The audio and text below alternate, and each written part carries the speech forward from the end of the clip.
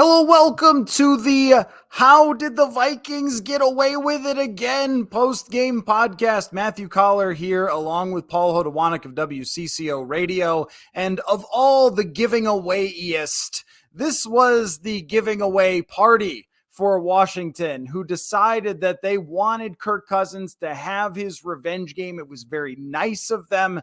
Paul, for most of this game, the Minnesota Vikings played very bad offensive football. On the defensive side, I'm not sure if they were good or Washington just really has no offensive attack. They can't run the football. Their offensive line isn't very good. And their quarterback is absolutely a backup who used to play in the XFL. Wait, actually, he was a backup in the XFL. He wasn't even a starter, and that showed toward the end of the game. Sorry, there's highlights playing here in the background because ESPN just loves their box score to include loud highlights. Anyway, but guess what the highlights are? Taylor Heinicke throwing a game-losing interception and giving the game away to the Vikings, who are now 7-1 in every single game. What you could say walking away is, look, they probably shouldn't have won this, but the other team made one more mistake than the Vikings. Their passing game was unimpressive. They didn't consistently run the ball. The interior of the offensive line got its face smashed in today, but Washington, all they had to do was probably run the ball and then punt and make Kirk Cousins travel 80 yards to tie the game. And Taylor Heinicke threw it 8 yards over his wide receiver for an interception. I guess on the other side of things, Paul, you could say that a referee made the best play of the day for Washington, and that's the reason the Vikings were losing. But they also had two other defenders on that play who did not stop Terry McLaurin. But at the end, we sit 7-1 for these Minnesota Vikings as they head to Buffalo. And before I pass the ball over to you for your thoughts, I just want to say, I will not be spending this week saying we're going to find out who these Vikings really are. No. We have a huge sample size. We know exactly who the Vikings are. We know what their strengths are. We know what their weaknesses are. We know why good teams could eventually beat them. We know that luck has been very much on their side. And whether they win or lose in Buffalo, I don't think I'm changing my opinion on them after this week. I think that they are a team that has strengths enough to have great sections of football at any given time and weaknesses enough to be right in the game with just about any team in the entire NFL. And that's who they are. So I'm not going to change that almost no matter what happens in Buffalo. We also know this: Green Bay is a joke. They are a laughing stock. Aaron Rodgers is throwing interceptions at the 1 yard line. They're dusted. Chicago is awful. They lost today. Detroit is awful. You're in a one-man race with yourself at this point for the Vikings. Just exist for the rest of the season. In fact, bench Kirk so he can play in the playoffs. And week 9, I mean, it's really that crazy of a situation. Before the year, we say things like, well, if a lot of things go right, they could be pretty good. Not a lot of things. Every single thing, including Kirk Cousins getting absolutely popped today and then being able to get back up and carry on. So this has been just one of those years that pops up once a decade for the Minnesota Vikings. And here they sit after a game that they really, really, really should have lost, Paul. Yeah, it's hilarious to go to the ESPN standings page right now and just gaze at the NFC North, because it's 7-1, and then immediately under it, it's 3-6. And it's just jarring to go from 1 to 6, and the fact that second place in the division is only 3-6, but that's where the Vikings have found themselves. And I feel kind of like a broken record coming on here now, and just, giving them some kudos for being resilient, but then pointing out the fact that they could have lost this game over and over again. And for a while, through 3 quarters, it felt like kind of all the makings of one of these games where finally some of those 50-50 things don't go right at the end of the half. Kirk throws up kind of a shot to Justin Jefferson in the end zone. It bounces off some hands. It lands with a Washington defender. That's an interception. That probably, at minimum, the Vikings thought they were going to get 3 points there. They get none. Then they get the Taylor Heinicke, the ref play, where that goes Washington's way. Za'Darius Smith comes up with a sack on a 3rd and 10, but he gets called for a face mask. They had another time where a 3rd down stop was negated by a penalty that didn't really seem to have that much of an effect on the final result of the play. So it felt like a lot of these things were starting to spiral in against the Vikings direction, and to the point where, okay, this is going to be the one they lose. We've kind of talked about it. Like they probably will lose the Bills game. They're probably going to lose to the Cowboys potentially. There might be another one in there where you're just everything starts to not go the Vikings way. And that's what it felt like through a half. And so, and into the third quarter too. And so that Taylor Heinicke interception that he throws, and then the penalty on the field goal late in the game where they can now just run the clock out basically until the field goal. Those are the two plays that come back in the Vikings direction and allow them to flip this game. Because yeah, they didn't quite deserve it for much of it. They averaged 4.6 yards per play. They were abominable on first downs. They had like a 29% success rate on early downs. They were consistently getting into those second and third and longs that we've talked about. I've written about.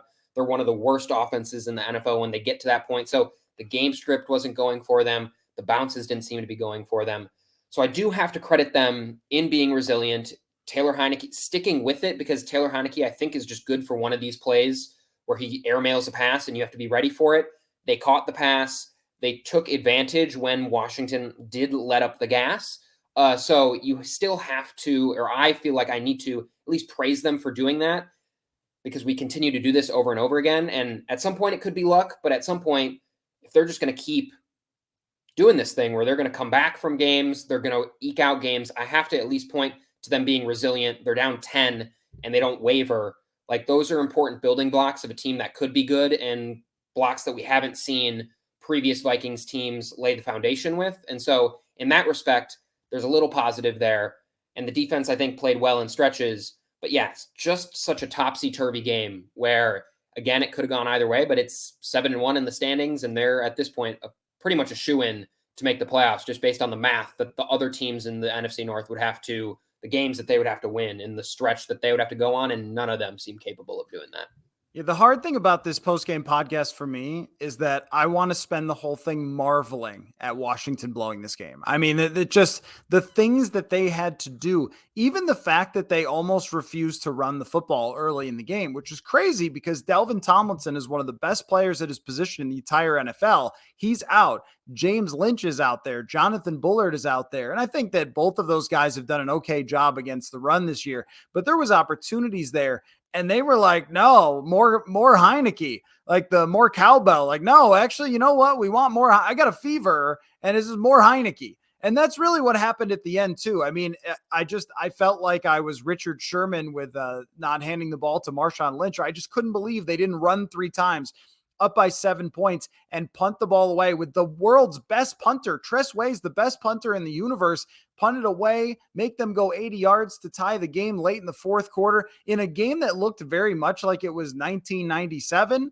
They should have played it like it was 1997 because they had a backup quarterback in. It was like Washington totally forgot. Like, oh yeah, this guy, Taylor Heinicke, he's the real goods. That's something you do with Patrick Mahomes.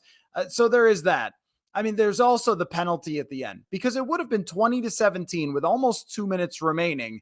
And there's plenty of time with the secondary that the Vikings have to give that up, and the elite receiver. And that's really how Taylor Heinicke has won games in recent weeks, where it's right at the end. He makes some great drive or some crazy throw to Terry McLaurin. And so I thought, okay, this is a big opportunity here for the Vikings defense to make another big stop at the end, but also a little spotty. Like, this is an opportunity also for that late game luck, that 1-score luck to die right here in DC. And instead, what? A personal foul on a 25-yard field goal.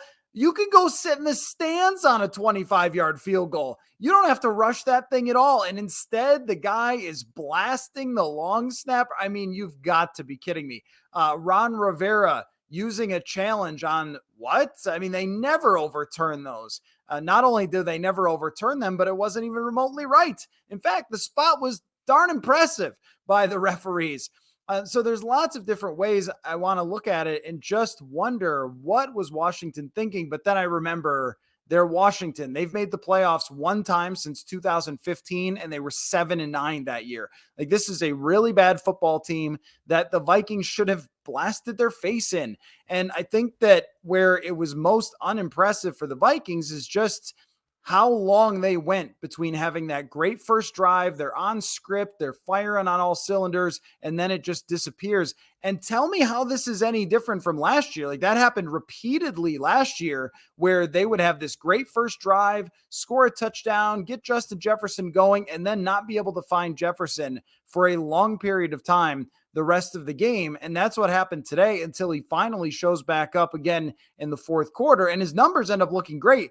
But I think he had 5 catches on that first drive or in the first quarter, and then he ends up with 7 catches for the entire day, which cannot happen. But I'm also sort of getting tired of saying like, oh, well, they have to learn and improve from this. This game was the exact same game that they played against Miami. It was the exact same game that they've played repeatedly. And with the only difference being that Washington's defensive line was so violent, so terrific that they completely shut down Dalvin Cook for most of the day. They pressured Cousins most of the day. And if that happens, it's just the kryptonite of all kryptonites for this team. And Washington decided that they just wanted nothing to do with this win. But it's really hard for me to look at what happened here and be like, oh, yeah, no, that was great. I mean, I think with the Miami win, I was much more apt to say, okay, well, look, you were coming off the London trip, an emotional win against a division opponent, Chicago. Chicago's playing people hard these days. All right, that's not that bad. But they had just beaten Arizona in maybe their best game and went to play a team that's not any good. Look at their passing numbers against, I think it was their 3rd interception of the entire season. They can't cover anybody, Washington, as was shown on the 147-yard catch. And even with that ending, Kirk Cousins ends up with 6.6 yards per pass attempt and 81 quarterback rating. Like, this is definitely the year for Kirk to keep being like, QB wins, a Purple Insider. Like, I get it. Because things have gone their way. None of the teams except for Miami that they've beaten have a winning record, and they played their backup quarterback. It's just crazy because now there's this laundry list of all these things that have been given to them. And yet, historically, if you go 7-1, it usually means you're great. So that's my question for you, Paul. As unimpressive as this was, and as some other wins they've had this year have been, should we just say, look, 7-1 is 7-1, and I don't really care how you got there? I mean, I care how you got there, but I don't know. I think what's illustrative of kind of where they're at right now is they're 7-1. They're going to play the Bills next week, who lost this week. They're 6-2. The Bills are 9.5-point favorites, or they were as of this recording, 9.5-point favorites for the team that has the worst record. And so that kind of characterizes the expectation you have with this Vikings team, despite them being 7-1. They're almost a double-digit underdog to face a team. If we're going to benchmark things of great, if we're going to try to contrast or compare things that are great, I think the Bills have shown themselves to be a pretty great team so far this year. They've had their blunders. Obviously, they lose to the Jets this week, so they're not inflappable. Like, they can be beaten. The Dolphins beat them earlier this year, but that's as close to great as we have. That's kind of the benchmark that is set in the league this year, unless you want to make it the Eagles. And the Vikings, Vegas doesn't even think the Vikings should sniff a victory in that game. That's what we're talking about with this. And so it matters how you got there because it is indicative of how you're going to play moving forward.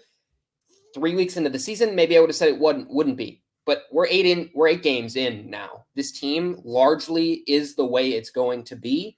And as we saw when you lost Cam Dantzler today in the game, you're really probably only going to get less healthy throughout the year because you've been this healthy. And so all the factors tell me, yeah, okay, you're 7-1, and that's great. And you've taken advantage when you've needed to take advantage. You've capitalized on errors when a lot of other middling NFC teams have not done it. The Buccaneers haven't been able to do it. The Packers haven't been able to do it. So many of these teams we thought were going to be right up there. The Rams haven't been able to do it. Like, so many of these teams that we thought were going to be the contenders, the teams to beat, have fallen on their face over and over and over again. And the Vikings haven't so far, but I don't necessarily know if that's indicative of them not ever being able to fall on their face or them being able to avoid one of these games later on when they're playing a better opponent. And so it matters how you got there because it's really going to tell how you're going to play moving forward. Obviously, you can improve. I thought Hawkinson provided a nice safety blanket for the Vikings. I'm sure we'll get to him at some point. You'd only expect his role to grow and for that connection to foster even more between him and Kirk Cousins. So there are slight signs that you could say, well, this is going to improve. The offense is just way too inconsistent right now. And one unit where I don't know is going to improve much is the offensive line. And that was just beaten and battered today. And that first down stat I talked about earlier, where they were just struggling, like if I could run through these right now. Cook ran for a negative 1 yard. Then it was a 4-yard run, a 16-yard pass. But then they went a 3-yard run, incomplete, 2 yards, 4 yards, negative 1 yards, incomplete, incomplete, incomplete, -3, -1, -8, -3, incomplete, 4 yards, incomplete, 7 yards, incomplete, 2 yards. Those were their first down plays. And when you do that, it's just pinning the ears back for the defense. And that's when you continually saw them getting exposed. And so maybe some better first down plays or some more production there helps limit it. But I also think the offensive line played a key role in them not doing well on first down either. So I think the offensive line is the biggest thing I see week to week. It's going to be an issue. And after the start to the year where we thought maybe this was a decent unit, I think they've regressed back to what we know they're going to be. And that's 2 solid tackles, and everything else is a dice roll, game in and game out. And when you go up against a front like Washington, the dice are stacked against you, and you're going to come out looking like this more often than not. Yeah, and it wasn't just one guy today. I mean, Ed Ingram struggled, and there might have to be another answer there. Although if they win, I doubt they're going to make a change at any position. But Ezra Cleveland was just as bad today. I mean, it was one pass rush after the next. And I know you're facing a good player, but you have to at least survive, and they did not survive. So I guess what everything has to be right now, the way that we look at it is, look, you're having a special season. No one says that you're not. So when we look at the numbers and we analyze what happened in a win that you get in DC on the road in a Kirk Cousins revenge game and all those things, not a whole lot of revenging, but he throws the touchdown to Dalvin Cook and so forth. But we have to look at it really through the lens of, are you actually really good or not? Because 7-1, even a team this good can be deceiving. I mentioned that there were teams that started 7-1 and finished with 10 wins. That's the minimum, and that's going to run away with this division. But think about the Steelers maybe a couple years ago, where I remember this Cardinals last year too. Yeah, last year, but then even like 2 years before that, I think they won 12 or maybe even 13 games. It was something crazy, but it was at least double digits. And they had started out something like 9-1, whatever it was. This is like 2-3 years ago. And there were a lot of the numbers people who were saying, like, man, this is just not actually a very good team and so forth. And they eventually, when they got to the playoffs, got destroyed by the Cleveland Browns in the playoffs because they had all those weaknesses and they just sort of survived and so forth. By the way, Josh Allen, it appears, has an injury. Are you kidding me? Are you kidding me? Are you kidding me? Are you kidding me? Is this every year's worth of bad thing to happen for the Vikings going good for them all at once? Although Case Keenum revenge game, now that would be something. But if Josh Allen is playing hurt, then that certainly evens the playing field between these two teams next week. But anyway, the point just being that if we're analyzing this team right now and what the numbers say about them, what the performances have said about them, it's all close games and it's all against bad teams. And if there was another team doing this, we would be saying about that team, I don't know. I don't know whether to take them too seriously or not, because they have these red flags, and the red flags that they have can't really be fixed. So there's a lot of me that just wants to be like, ride the wave, folks. We'll just see how long this carries on, because sometimes it does. Sometimes it does in the playoffs. For the Rams, it did in the playoffs. The Rams last year started 7-1 and then had this big car crash in the middle of their season where Stafford came to Minnesota, threw 3 picks and they won a game. That was unimpressive. They had some bad losses. They got killed by San Francisco. They went to the playoffs. Tom Brady didn't play well for a big part of a game. Jimmy Garoppolo melted at the end. They dropped an interception and they landed in the Super Bowl. Ride that wave. But I want to talk about some specifics of the game, because you brought up Hawkinson, some specifics beyond just, hey, the offensive line got its face beat in again. I guess I wonder about the running game, and we've been talking about it for a while of like, hey, if you need to lean into this running game, then go ahead and lean into that running game. But I think what we know about it now is that on a week-to-week basis, we're not really sure whether that's going to show up or not. And also, if you thought that like adding TJ Hawkinson was going to make your running game better, it's not going to make your running game better. Like, I think it's going to be just a very inconsistent, do you hit on a big play or two during a game type of running game. And if you don't, you end up with 2 yards per carry. And then all that stuff that Kirk Cousins loves to do with the play action and the favorable situations, it all kind of goes away.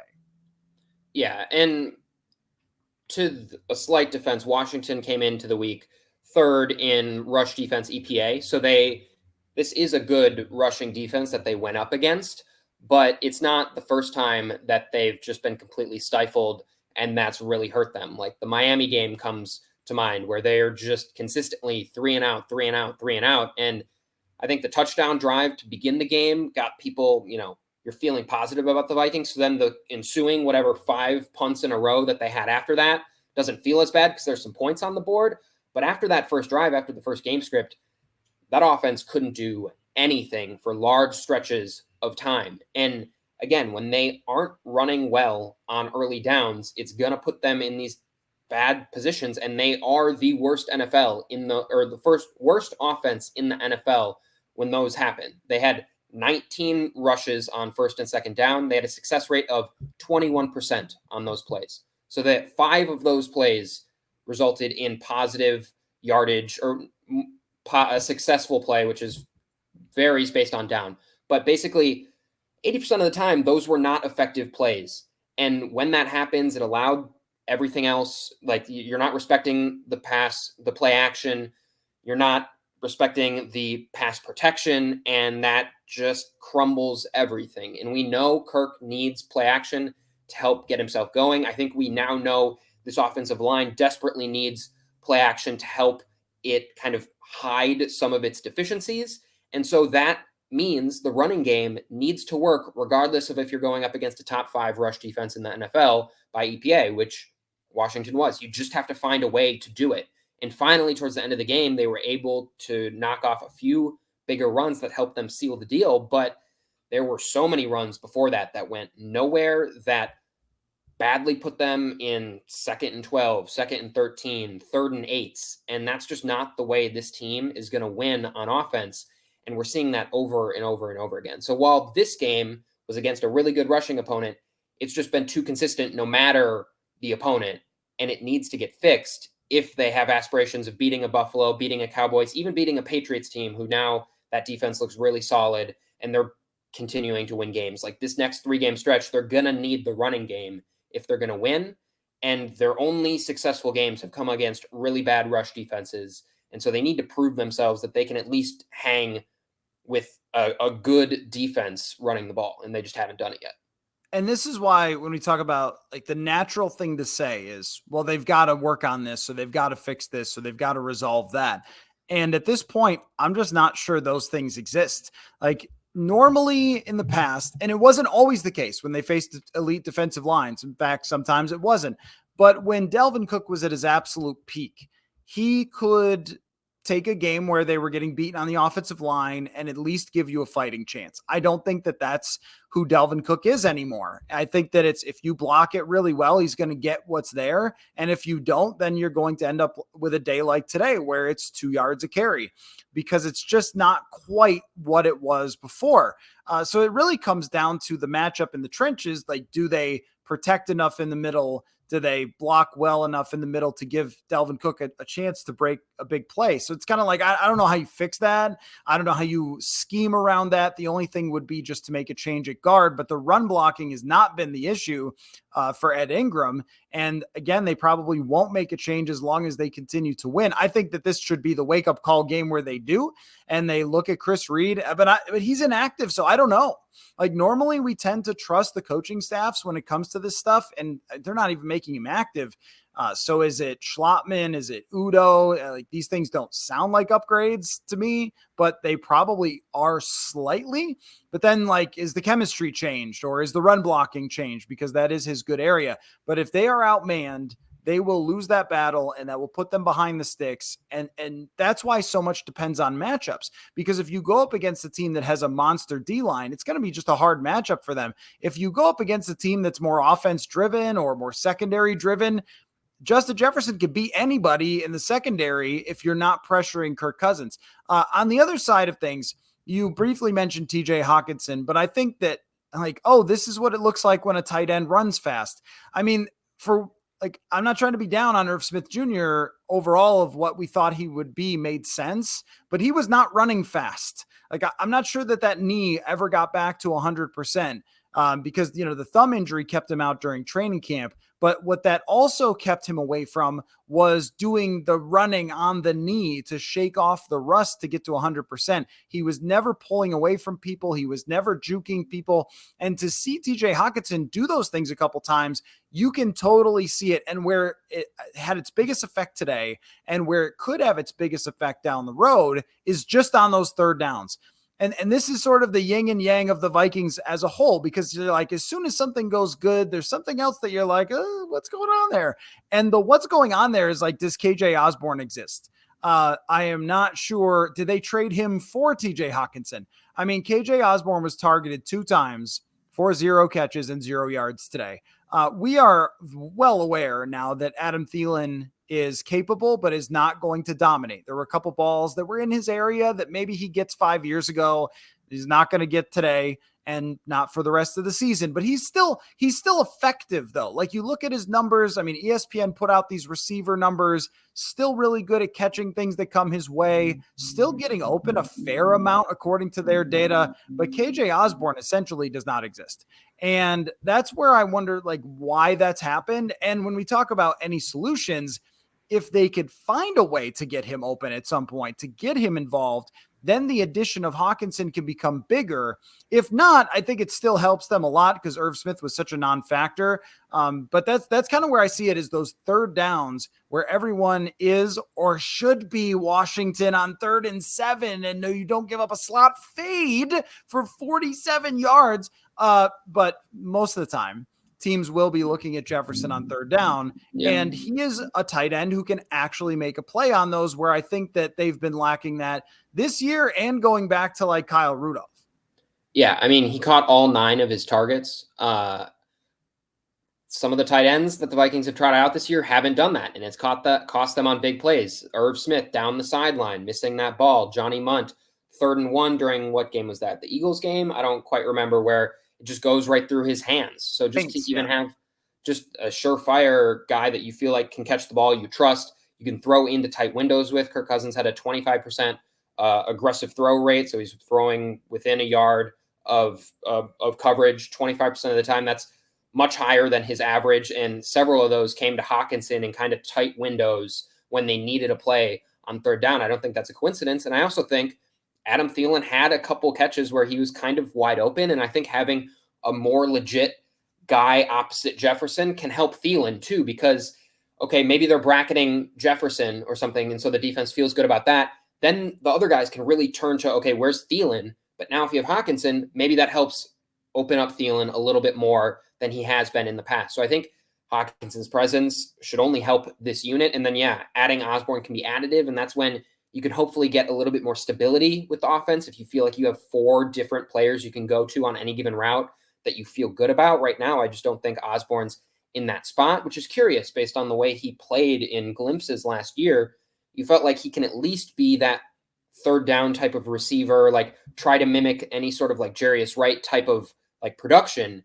And that just has not come in any sort of consistent or meaningful manner for the Vikings this far. So I think Hawkinson, just by kind of slotting him into the totem pole, if it goes Jefferson, Hawkinson, then Thielen, or however they want to go, that pushes a couple people down one rung, pushes it down how offenses are or defenses are playing you. Because I think with Irv Smith out there, he's probably still the 4th option that defenses are really concerned about on any given play. Hawkinson obviously brings that up, and I think that can help these tertiary receivers get more open. And if Hockenson can catch all 9 of his balls the way he did today, that's going to be a really big help. And you'd only think that they can find better ways to use him. He was and he made mistakes too. He had a block. He should have blocked someone on the outside. There was just a free rusher that came in and sacked Kirk.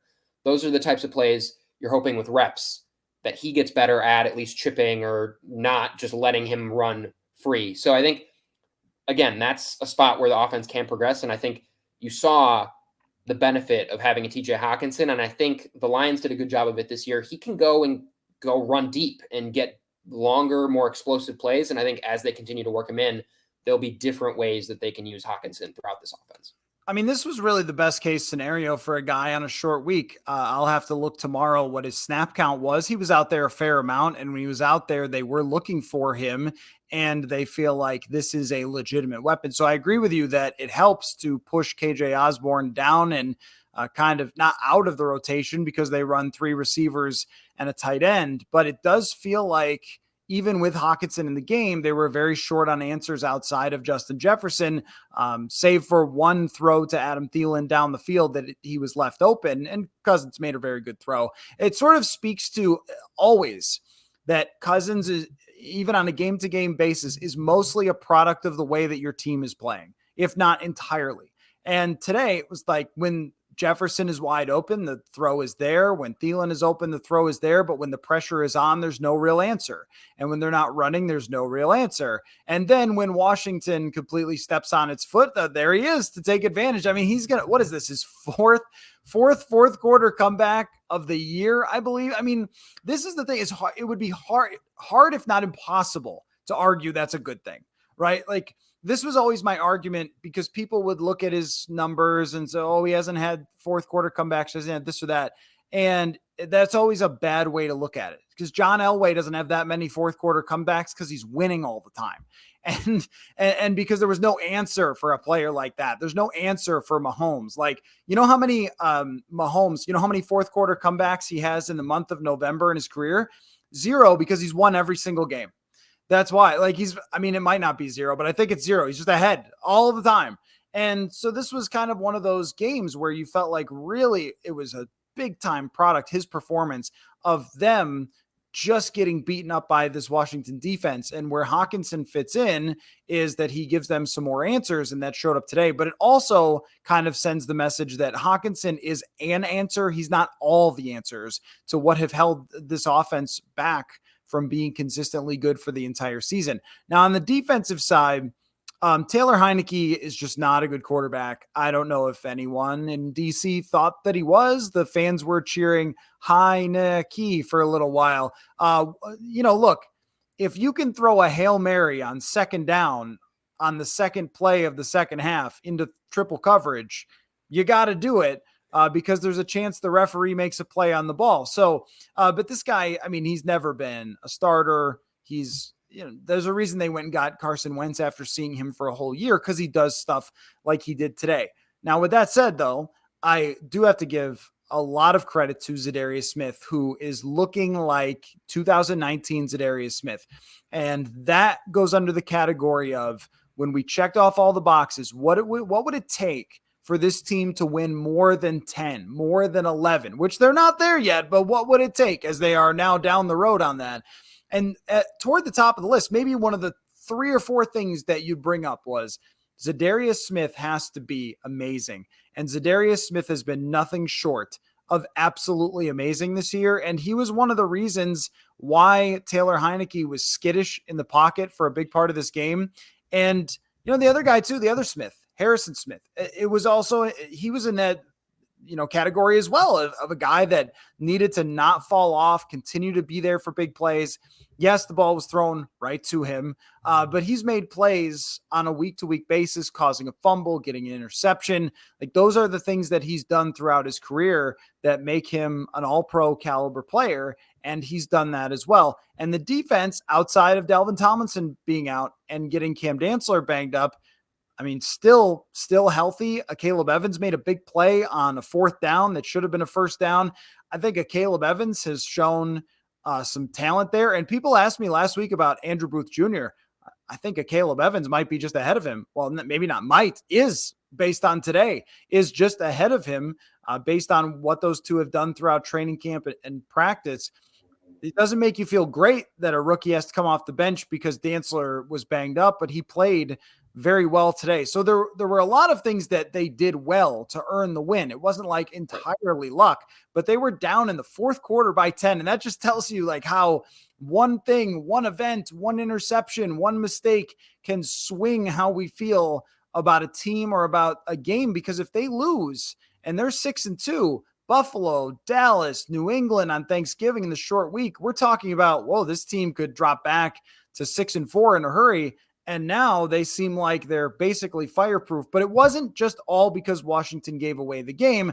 Holding that offense in check for most of the game, if not the entire game, outside of a crazy play, goes the credit very much to Zadarius Smith. The defensive line did allow some big running plays, overall 4.5 yards per carry. The running backs for Washington didn't dominate, though, about 3.5 a carry for each. They kind of survived not having Delvin Tomlinson today. So on that side of the ball, we're going on several weeks where they have actually shown signs of getting better. The question is, were they getting better because of, Kyler Murray throwing them the football twice and Taylor Heinicke throwing them the football? And, next week we'll see how injured Josh Allen is, but it's going to be Josh Allen and then Dak Prescott. And those are going to be different stories. But they do deserve credit for doing as well as they did as a unit on defense today.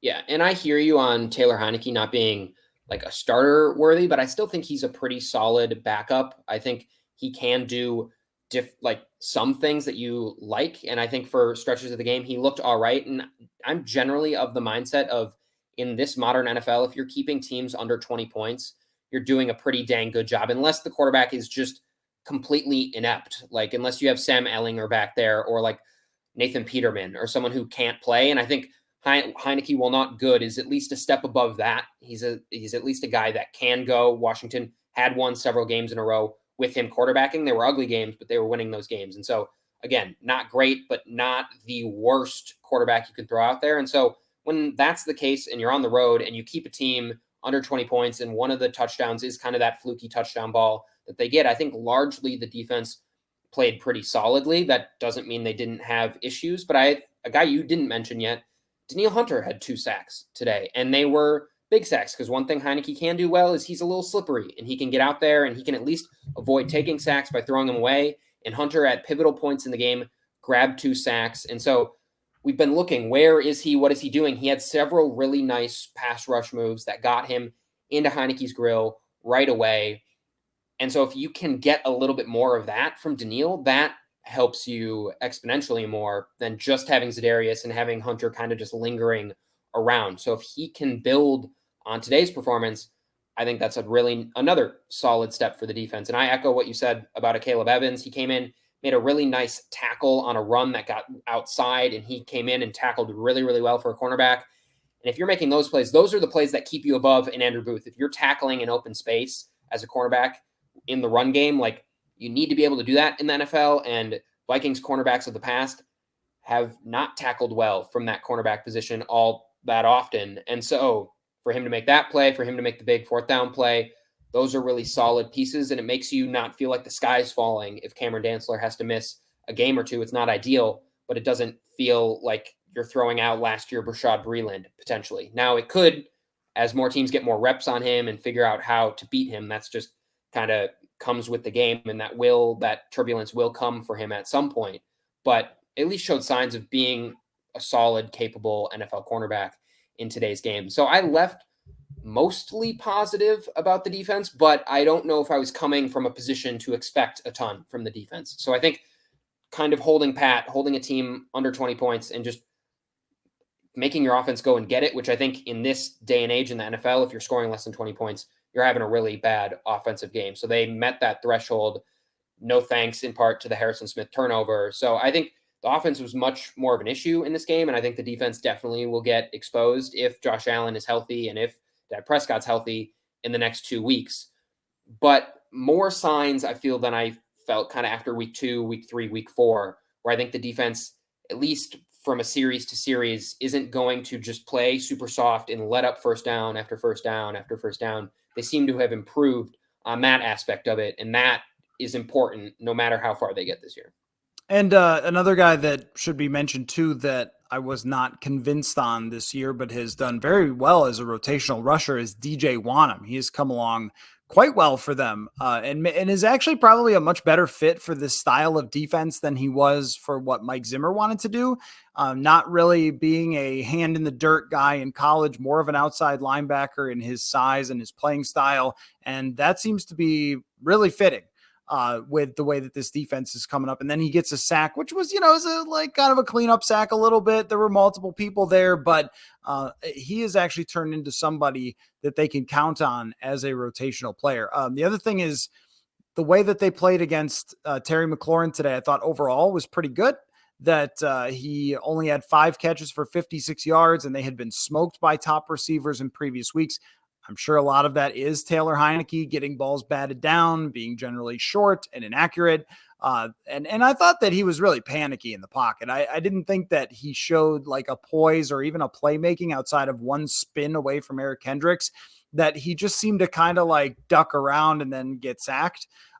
But still, Terry McLaurin, and I think earlier, and I apologize if I said McLaurin had that the referee touchdown. It was Curtis Samuel. I think at first the broadcasters may have said it was McLaurin, and maybe that stuck with me. I don't know, but it was Curtis Samuel. So he ends up overall with 65 yards, but 49 of his on one catch. So the way that they performed against those top wide receivers was really impressive. They'll face Stephon Diggs, they'll face CeeDee Lamb, and maybe Odell Beckham, possibly based on some reports that there's some intrigue there between Odell Beckham and Dallas. Although now that the Vikings are where they are, maybe Odell would take something cheaper. I don't know. There's no rumor at all about that. But when they face Dallas and Buffalo and Diggs and CeeDee Lamb, that's a different story than Terry McLaurin from Taylor Heinicke, assuming that Josh Allen is back to 100%. That's hard to say. I mean, the way that they played offensively today indicates that injury might be serious for him. So I guess we'll have to find out throughout the week. Yeah. And I think through this whole stretch of them winning these games, we've just consistently said, well, okay, let's wait for them to get to Buffalo. So I'm really excited to actually see them play that game and for us to see them go against a team that they could play later down the line in the Cowboys in the NFC playoffs, the Bills. Who knows? Like those are the cream of the crop teams right now. And so for them to play, I assume they're going to keep playing the way that they're playing and they have been playing. And just to see how that produces against great teams, I think we kind of know, but I'm really excited to see it. I want to see how they match up player to player, style to style, and how overmatched we've kind of assumed they would be. I'm excited to see if that is the case, if they show a little bit more in those games. Like, now we're reaching that meat of the season that we even talked about at the beginning of the year. That's going to be the stretch that's really going to determine where this team can go. And so now we've gotten through some of these teams. They've been able to beat the teams that they should beat, probably claw back from some games they shouldn't have won. And now we get to this point where if they win these games, it's because they put together a full 48. They haven't had to do that yet. And so I'm excited to see what that looks like moving forward. 2 weeks in a row. You forgot how many minutes are in a football game. Full 6. Yeah, I did. I guess I shouldn't pour cold water on the narrative right away about this is the week where we find out who they are in Buffalo. I don't really feel that way because I also feel like I've seen this team for a very long time.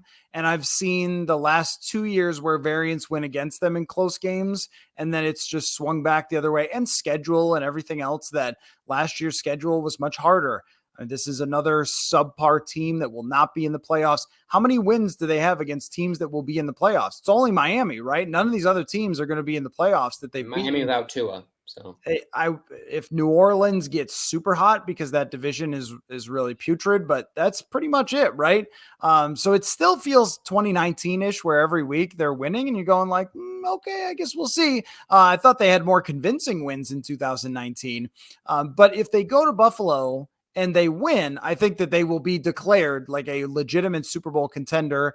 And the fact that Buffalo has lost to Miami and the Jets, I guess it shows you like they're not completely impenetrable. They're not like maybe even not quite as strong as I was giving them credit for even just last week after they lose this game to the Jets. Although, again, I didn't see it, so I don't know how much went into Josh Allen being banged up and having this elbow problem.